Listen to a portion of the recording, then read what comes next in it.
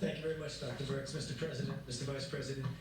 So what Dr. Birx has really said very simply is that there are really two dynamic forces that are opposing each other here.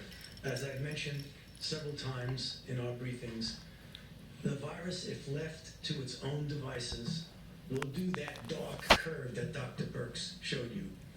The other dynamic force is what we are doing, what we're trying to do, and what we will do in the form of mitigation.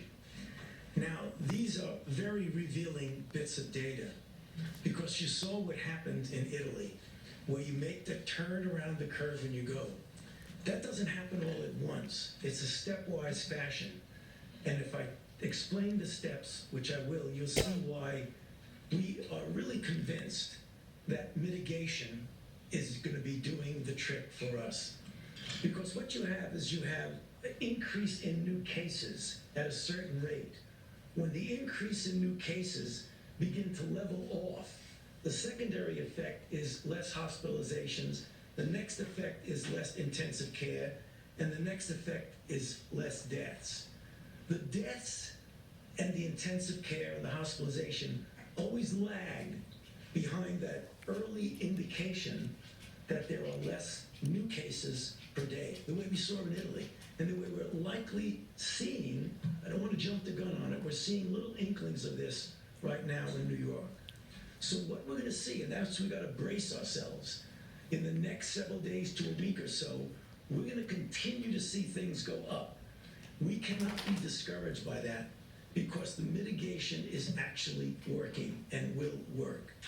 The slide that Dr. Birx showed, where you saw New York and New Jersey, and then the cluster of other areas, our goal, which I believe we can accomplish, is to get the hotspot places, the New Yorks, the New Jersey, and help them to get around that curve, but as importantly, to prevent those clusters of areas that have not yet gone to that spike, to prevent them from getting that spike. And the answer to that is mitigation. Now, the 15 days that we had of mitigation clearly have had an effect, although it's tough to quantitate it because of those two opposing forces.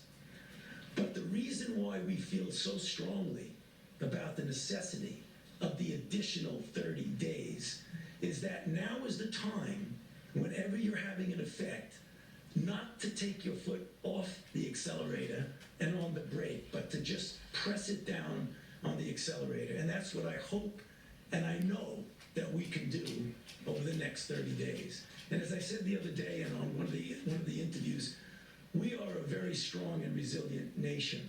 If you look at our history, we've been through some terrible ordeals. This is tough. People are suffering.